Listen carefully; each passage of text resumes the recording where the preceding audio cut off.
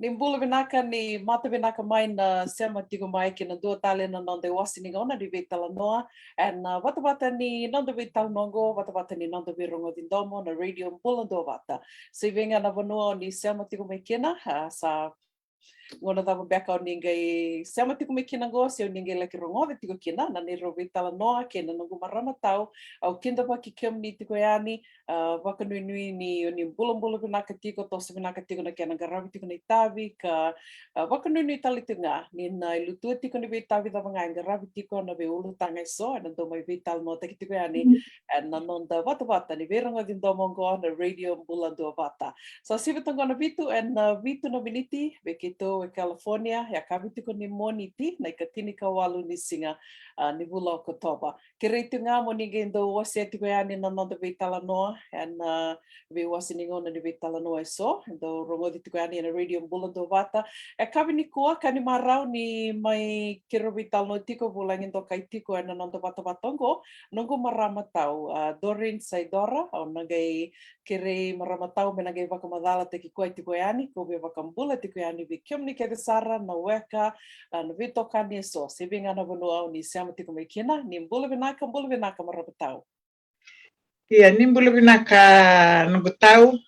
una vundakua. Ni mbula vinaka na lewe vici ke ni varonga chiko mai ni mbula vinaka kenda na ngoni vici nda chiko volingo Amerika. O vambula chiko yani, da vi vambula takitiko na eada tale ni tamanda ko Jesu Kristo. Ni sambula vinaka kede, o yau na dangu, Doreen Saidora,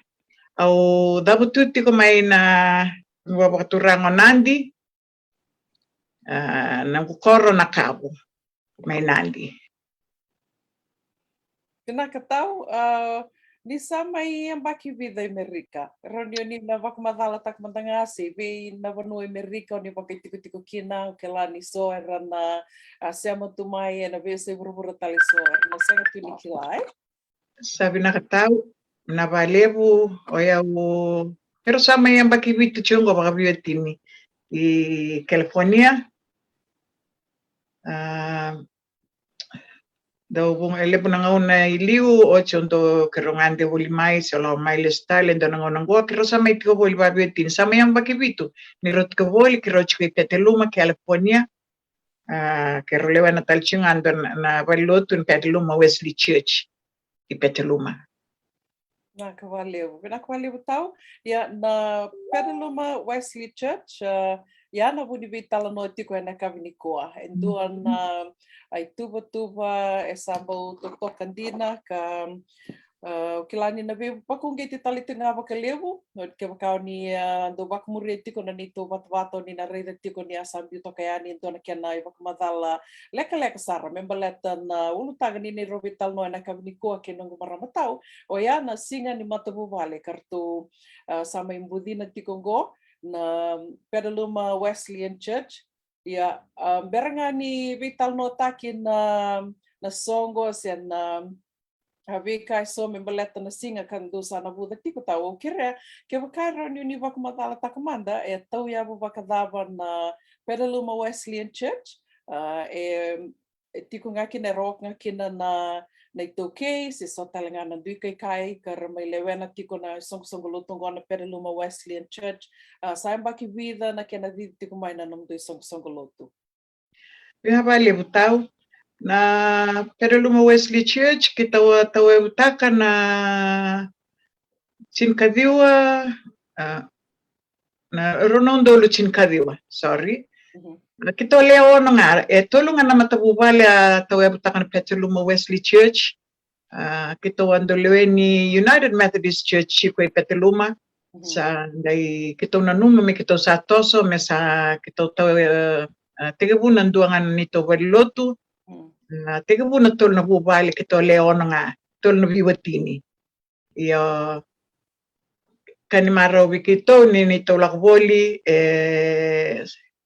salabata boli nga kikito na kalo biuta wikito bunga na kana nito nga ngandrin nito sa sanga Vare takabi kito na kalo na kami kito dakava. May ndo nito wali lotu kito sangando nito wali lotu mi kito ndo lotu walikina sa may rawa. Iyo na Perilou Wesley Church kito sa chumena UMC. Ndo nito daka na tol na bubalingo kito ndo talita ka nalako na baka nirchi ko na homeless. Sir na senga tunon na vale, senga na kendra, senga na menra. Kito sa dakava chumena UMC na vida na bagsawati. Mito la kami na Perilou Wesley Church, kito may tamana. Kito may tamana na homeless ministry. Kaya kito tali taka pakalib, may kito ndo lako ngoni sala. May kito lako li redira na senga tuna nonrbale, senga na kendra, senga na menra. Kito ndo viba kani na vi madawa na weekend, kito ndo wasi na daka. Vi matakalalay ni singa tambo, si waruay, singa tambo, kito ndo li viba kani. Ngoni sala ko tiko na sa wala kami na sinsudo ngono talangan ni winter endo chiko nito winter program kito ndo wuli non rea kata ndo li soliveira ndo daka chume kani loloma non ritutubi ni stokini ni sala nakake baya ya nakaya kito ndo daka batiko nito wata webu me bakana gotukuna kito ale ononga na len lotu tolu chana bubale tolu na matabiotini yo samai sota le na len lotu sarmai durmai na ngonongo sabia total na active members sabi chuna chin kalima ia tikunga erna sonito kaner ndo la mai mai bito konitu erndo mai lotu erndo talit kan la mai bito kito sato sasar chuba binaka na nito sasanga ya na nito nito berlotu nakakito talita nakakito binakata nakakito ndo dakava kito binakata na tamata mendua bata bilomani wakenda na chungo Amerika yambe kana buna to na vita nota chiko yani na buni ken na ngona family day dua na nito family day na Perilou Wesley Church iyo kito binakata me kito na bisureti raramba weekend keve tau Vinaka bali tau au via vakananu mikem ni tingan via vakananu mitingan via kem ni na sema tiko mai and via se urura taliso ni kito e California Amerika kito sa babada tiko ni ngona vule mbota sa pakile tiko ngona mbota ko ngone an ke pakani arongo tiko nona pakmatalo tau ni ndona programo ndona karto ndo ngumo tu taka pakalevo ana non rava kani rava sulumi talitunga o irakar senso tini rarawa kase rasota kai tiko non rekin rekita nimbula na besinga Amerika ndona kana levo ni Leoni Vanua e watu yana kai ralako du romotiko ndona kau yarto ndo ngumo tu taka sartinga na ai songo lutungo na Perilou Wesleyan Church. Ya, tos tiko na ituba tau the roa vital no tiko ni kua, ndona kau tali taka wakalevu. Ni aku tavake mai, o ya na ngone ni sa tos tiko mai na no mundo songo lotu, do sangai mai reda tiko ni lewu tiko mbeka na itambangasi era tiko ngo ya au rau ni kaya tau ni senga walengai na no mundo songo lotu na vi songo lotu taleso itu ke lotu ni itu ke era sa dona kana wili ni tambangasi sara tiko ngo na vi songo lotu ya wakame tutu bata tiko ngana ituba mendona ngona mendana listale vanua mendana listale aniviti o tali taka pakalevo na kau ni avakarita ka mai tau membaleta na nom do ituba kasatiko membaletira na tambangasi se wira kasatiko na non rituba menandona ngona leka gosar na listale ani beletini kila ni levo na songo lotu se levo baka na songo itungo sando daka tungana soli daka na sasanga ni kumuni lavo membaleta tiko na kena toso na songo kasatiko rango iyo dona kau ni avakarita ka mai tau tali taka pakalevo rambe ka ni na wasiam mera na rongo talenga wira siam tiko mai bat kikendar na kabiniko. Iya, sabi nakatao na nito celebration ko tuwing chungon Perilou Wesleyan Church Family Day, ebida nakakito na takabakina. Matay ni kakito takaba kito bisureti raramba weekend kede na ngoni viti se sono ni friends se kiba lang sa tabi ni via may tomani kito na celebration dingo everyone is welcome kito vinakata manila kumay minda may ndo bata o kito sinraida na lotu kito sinraida ndu ni lotu balato na kenda ndu nga nakalonda garaba tiko tao ndu na da ni lotu nda tiko kina yendu chu nga nakalonda garaba Payangona na nito bambotan petelu Wesley Church. Kita ndo la boli, kita ndo tale takir na tamata, kita tare takir na vivo ni valiloto. Ya, na matay ni ka kita beda ka kita be bisureti. We kemnike da na warong tiko mai. Daka chika nito family day na katul sabuk ni singa ni bulan go Oktoba. Yang baki rotal chingaki nito valiloto. Na kena baki ndo nito valiloto. Kito atau soli o kila tau ni akila ke mni talangan ni atu bolikina ni asreti ngana lotu ya kita atau soli na leni lotu baka kino ke mni na bulangi ni mbau kina ya na soli ala ko ba tambakin dua na bari lotu ela na tombo ni lotu ya na mbakin go kito sana numa ameka ni satu kuno tau sa le buchkani tambangase Even tambangona kenda ndala ko tumay nda may sasanga tunga na dakadaka yun at the end of the day o kenda nda viale style vale nda na vinakata mendale style o kenda kede yung kikito may reda ndo lemo na ngone bunga nandrendre so sanda viale su sarangasi mai sa sanga nakame kuchira lesu sanga ndo ndati ko tel na viakani nda sembo rawata chukanaka nda sasanga taka non real style so weekenda le weekend sa rawata na kai lesu io so weekend may sa may kadivi koso ng bula may kadivi ng bula sinindo na kai tiko may bagarote ko kina may coach ko lesu ibiti nakama ni kito sa nanumataw na family day ko kito na taw soli na lenisong songoloto yandundua kito na taw soli yandundua yung go melako inatombo ni songoloto na leni lotu na kai ko na solia sana lo searching baka may sando ng savings me sana ndo chiko no misasamba imbalit ko sana lista le kenda kita wanda sa nda na via lesu ibiti ni sa lesu sana bauti ko ndo na ilabo merani coach ko lesu se manindo na kaya do ko sike kenda nda sinkla chu na vika di ni turanga weekenda do na kaya weekenda endo na kasa tiko merani bukir kena wekanda me ramaro ikina ngonda kenda ko lesu senda tiko ya na nito na family day na baking go kito na takabati ko ya ndo talang nakataw kito sa takabulimay kito singay tigabuna may baka naman nito ko niyon dan do lew na nguna da sa luto nga da sa soli sa lakachanda da kaniluto sabi nakati ko ya iyo sa doon kito reda doon menda ready kenda talang abati kenda baka bubale luto ko ngo bunni kito sa takabaki nango ndo talang nakakito sa tigabuna na siko ba yan doon na linluto. Nabi mada ruwa tao, kitong dato soli. Vitalia ni kito dakadaka kede. O kaya dakadaka, o kaya sindakadaka. Mili ba kito bata. Kito tao soli wanda na linluto. Kito tewu chumengo overto na nito yanda. Soli wanda na linluto, bata merani bibu kikina. Doon baka nakaibi na katito may viti. Doon na ndren baka sot kaya tiko. Ni Sony Vales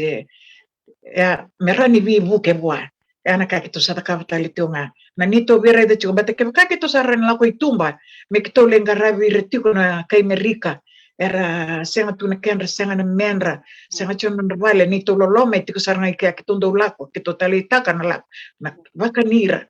kakito sa ran reda tiko ya nito rai me kito rai talangan nito lo manivale na me kito vi rai de mandanga bat kito ya nakakito sa takabchiko tao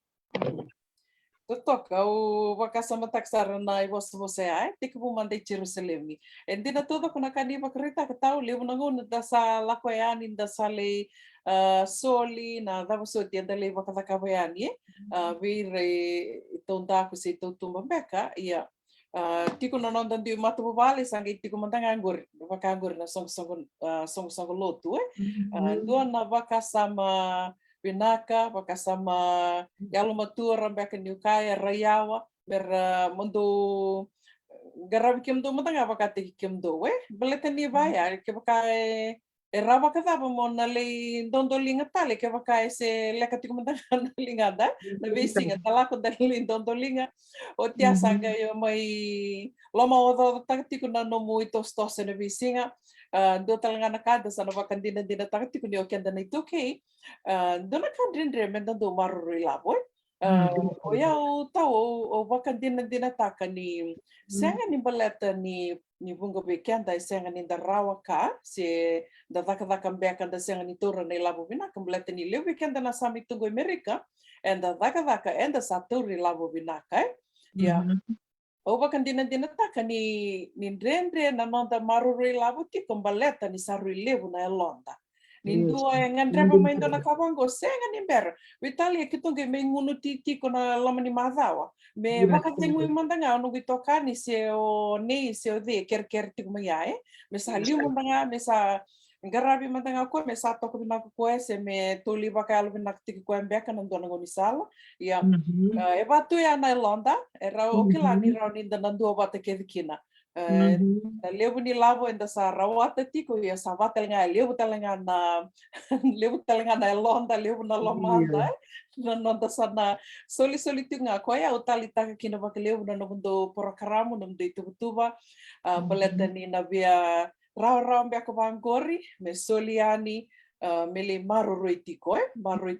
yo tau o kila ni soera na va karoro tiko mengo na va tingo na non pakasama yo gor talanga era ni riba mbita kitiko ni ndoli maru riba ni labom balete liu na songo o tia sanga ndo senga tu ni lima zala senga ni matata na kena le maru tiko ni labo ko ya o talita ka kina vakale o tao na ndo ai tubu tiko ni sa tiko nga endo seranga na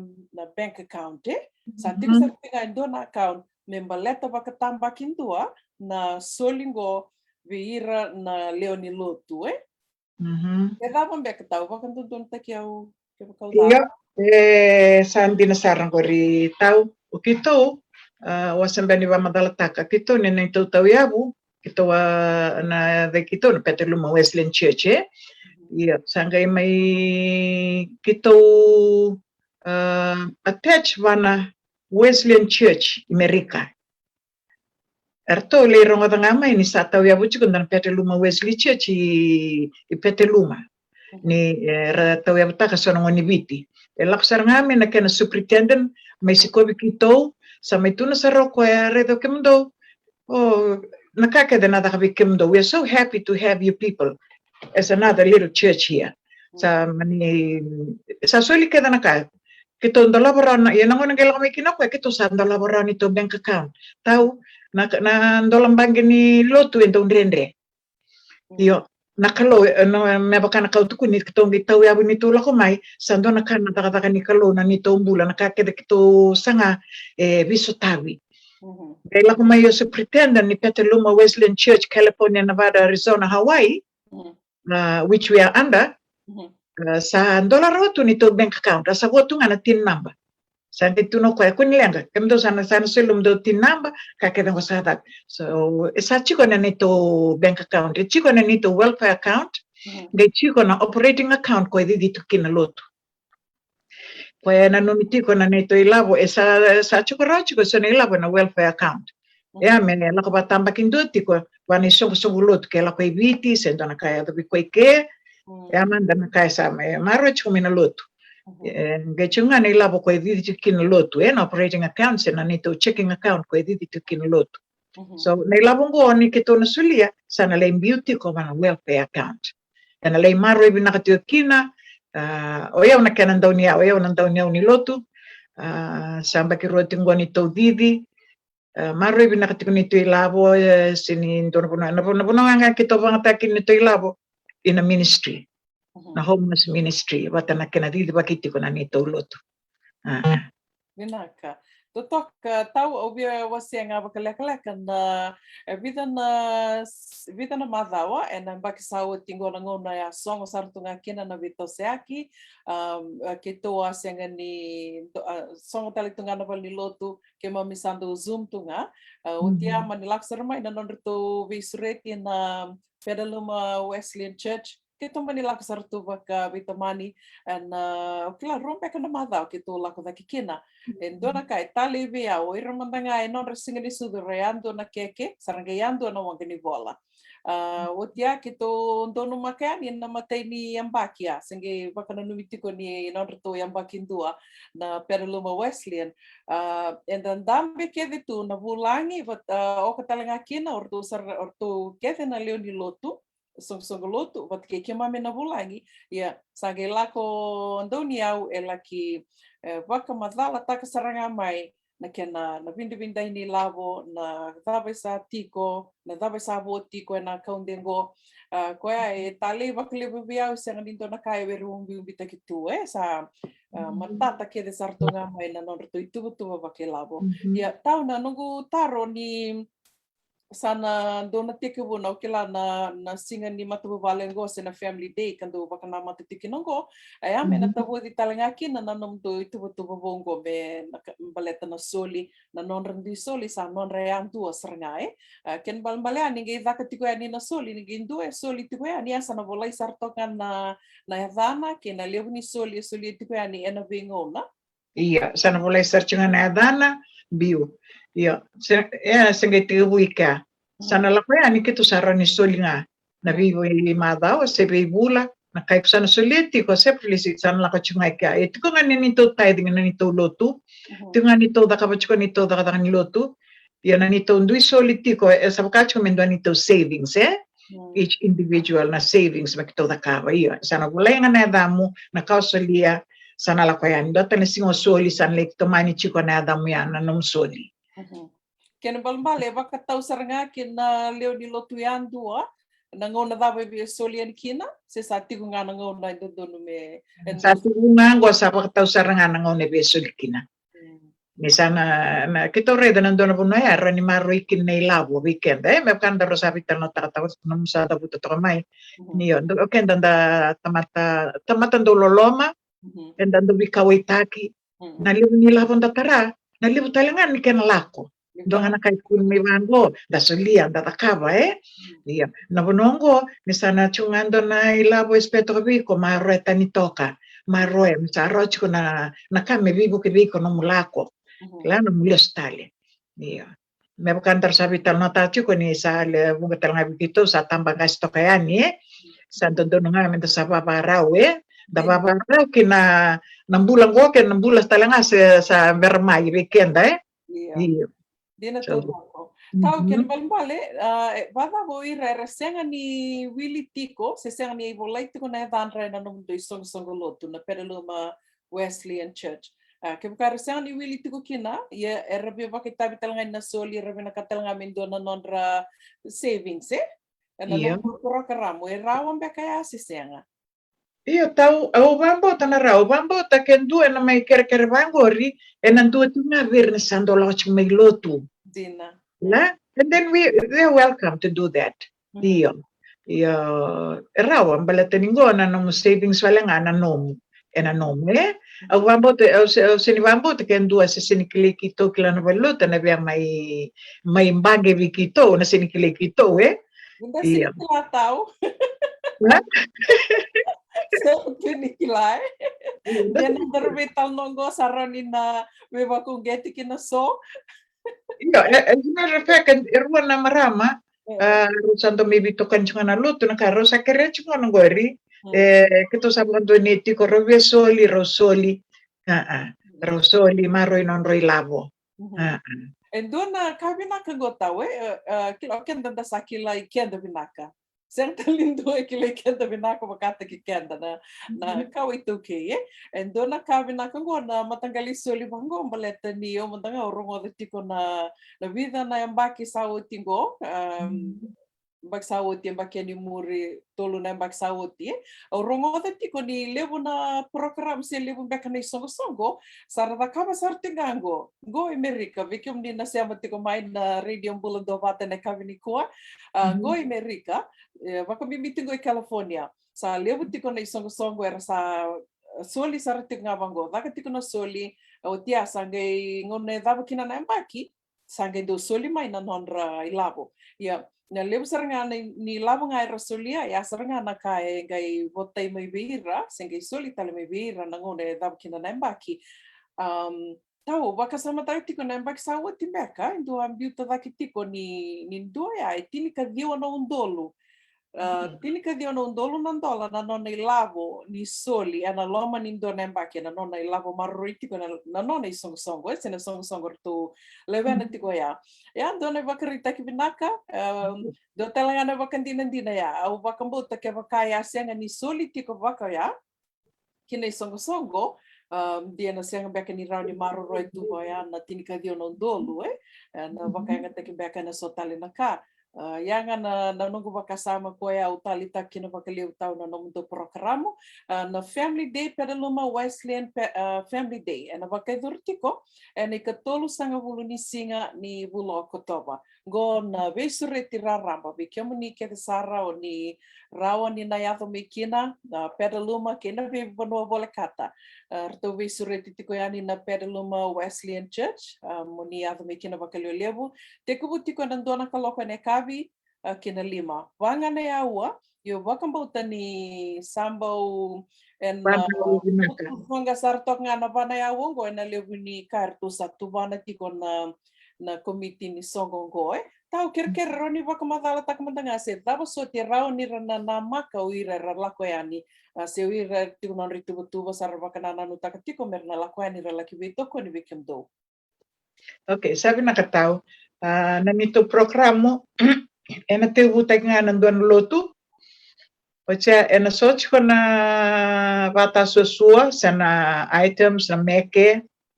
na dakachiko san lang sere na ndotal chuma to varta kita kata nilinga na marama o kita na leni lotu na ka kita boron na kabaratu ena wilikina na idoiniti na somber na idoiniti bolitaki na dakata nilinga tiko na vata na vasinga liu. Kanda may vasinga liu vata kede. Na daka chiko na lobo, na daka chiko na kakana, minda na may kana vata kede, was ndarang kay bisu kaek. Iyo. Kito kinakata mesinga ngo, mesinga ni maraw weekenda. Dala ko may da may vitala noa, da may viwasay, da may window vi kakana. Binakati me dala ko may da may maraw taka. Na singo ko na Family Day, Petaluma Wesleyan Church Family Day. Pena ko wale tau na kena na vonua na vakaidor tiko kina sambi tiko yani na tikindua se na flyer na neto page na radio bulando vata page kere tenga mo ninguém wasia tiko yani na vitala nongo endona kau tali taka talanga tau ni avakarita kana ngona ndor singi tiko kina na ndor vital no baleta na no mundo sasanga tiko sen okela ndo talanga na inakilevu ni nomdo Family Day ngo o ya me visretera ramba mando visretera ramba me lako vata kede mai na ituke wakmi bitungo weekend na ituke kanda tiko voleka Petaluma na Bay Area weekend do mai Sacramento and dona kandina ni vakrita ka tau belet levu na ngona ando oyo vakila na nongo takataka na matangali takataka vakita tiko kina ando vakila vakile tau ni okenda vakainda sa otinga sanda mai wasitu sandando i wasitu sandando i tunga na nonda i songo lotu vakata sa vakanga takatu na yada ni lotu me to wasita ni mai kina onge na singa rua sa oti dona marama ki rovi wasitiko ge vatingo na nongo vakasama tau ke vaka enta sakai ke den inda lotu vakaristo ke nin balea liu takatiko na non te tostos na turango Jesu Kristo ya kevaka menda sa vaka vava manda kevaka menda sa reda na non ambula na turango Jesu Kristo menda gesanga menda vaka tatamuria na bulo ya au vaka mbuta nina basuka lebi vakandua na bika so and bita tu menda virimba itu kina menda sa wasi itu kina na yada ni lo tu sen na songo dabanga enda sa lewena tu au wakambuta na rau dake na nonda na lako bata kede tiko mai enda na dua bata kede Vitalia saramandanga na songo lotu enda ndui tiko kina ke waka menda Wakaliuda mandangasi menda wakamuria na koe kanda kai tiko ni liu taka tiko na non te song lotu ya na turanga Jesus Kristo. If we just follow him and o kila tau na rawa na nonda na dua wata ni dua ngai kadhi mai vetalia lotu dava dua ngai kadhi mai da sana la kombalete ni tutu wata ke tiko na koe mbeka da wakatata muria tiko se na mula da sasanga tiko kina se va mbeka na murai tau. Dina saratau, gor sarangan na nito wana nanu tikon perlu mo Wesley Church. Kita wasatau e buta kamanda na lotu ni marama na bula okosita. Kita tau e buta kina dona lotu ni marama. Kita abisureti raramba. Ia lebi na may lotu. Platani vida na kaya do tiko na singaya Ia ya te tik bu. Dati bina katindala ko may na marama. Da may biwasay. Da may indua bata. Me bukan yang dalam sabitan nota cuman kan dengan negara macam itu anak kalau itu ngan anak kalau sini itu ngan ada yang lot so kita nani tahu nana ya we welcome everybody and we'd love to be with everybody ni tahu tak kan dona lotu dona kalau betul nabi ko tahu kita we were very blessed nangona ni pandemic kalau kumain ko Ubambo to kita tahun 2 di California, kaya kain 2 talembeka barang chiko may nirtoda kaba nakakitoda kaba, we'll be happy to know that too. Kita wasanga bakan 2 ni songa bakan 2 na nito loto na singatam.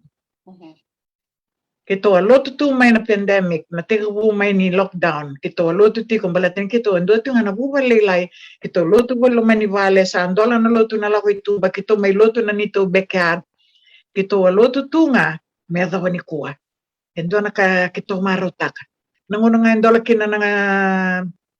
na vila kwaki kita salah tala ni tu baber na homeless. Endo na ngunera mistake kita bakalew ni kita sa nga buli ni lako kina. Iya ni kita ando viva kanisa ra endo na shelter live. May sulitu kita na bali ni kura na kakede. Non raray da chico na nito viva kanito itaw tumba. Na tau na uda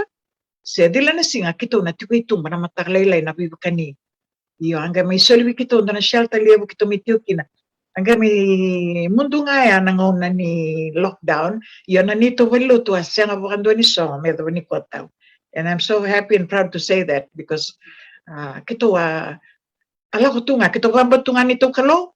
ni namaroy kito woli, kito may sota bata woli na weekend, kito ndoy na katakati kumay, kito may sota, kito may luto woli. May doon ni kotaw. Vinaka. Totoka pakoti, we toka ruotak nga na nonrito visureti na Petaluma Wesleyan Church, na nonrito singa, ka arto sa nanama kitikinango, yana singa ni Matububali sa na Family Day, ani katulus ang wuli singa, wakaruway ni katulus ang wuli singa ni Vulongona Vulokotoba, visureti raramba tuyani, may na doon na kaloko, kina 5 na kaloko, na wano na wakaidurikina, sana bitigani na tikindua, na nito Radio Mbulan do bata Facebook page na buno ni sa sema tiko mikinangore kito kirekam ni mo ninge waseti ko ngayani na veitala noango lebo sar na ka kiro mai do raka tiko yani kino gumaramataw na kabini kuwa and so sanga tingani beba kung geti beba kararamata kitiko merao ni kutikanda bata tiko mai da mai do bata kede tiko andina ni duin na Ada ni lotu, duin beka wakalilay na nonda sokalo, na nonda garabikalo, and na nonda sota na bimatawa, ya da kilake di tiko nindo tinga na kalo and masuta tiko. Gaya ninda kau ito ke. Ya saranga ito na kambimbi and the saming wila daba tiko ninda kau ito ke. Na daba kina sa ruinrenre kina weekend menda dua bata, menda lako bata mai. Talita kang gori tao na mundo sa may tuya takarang gori na loto ni Marama. Doon na ka undo rida tiko tao.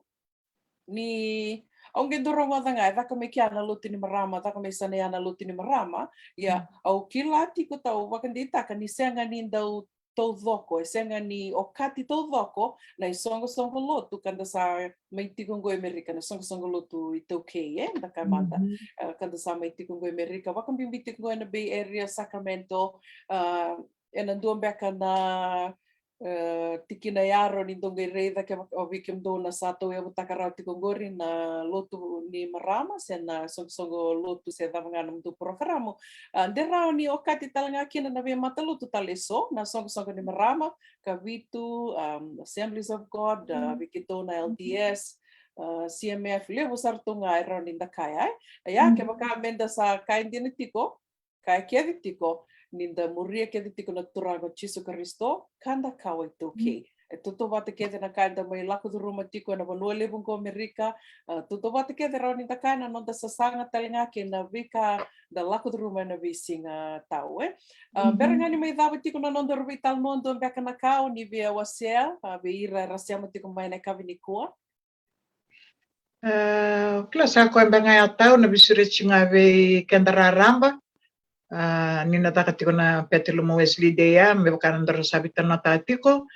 kini karobia par vinvina ka na Radio Mbula FM ba vinvina bali ko tao no madingo mikito membo may kamburaki na nito bisuretsi mentar may vital no to kina na balata na nito song ko na katul sa bilisingan ni Bulok Toba o ba vinvina sarwale ba ng Bula Radio Mbula do bata pat kay kemni maramatao pinakabali Vinaka valeu Dorin Saidora, Norto Daunia Tiko, my Petaluma Wesleyan Church, my Petaluma, California, my Vital Nota Kitungane Kavinikua, na Vika Soerto Satuvana Tiko, Membaleta na Norto Singa, ni Matabu Vale Cartonana Makitikino and Singapore Hawaii, na Katolu Sangavul ni Singa, ni Vula Kotova, Kemamisava Kilangona, Batambata, Sato Tokomenan Raki, California, Kiritanga Maningewa Setiko in Vital Noa, kero wakambula taltingani ngona davanga se vanua davanga ni keli sema tiko mai kina ni rovital no na kabini koa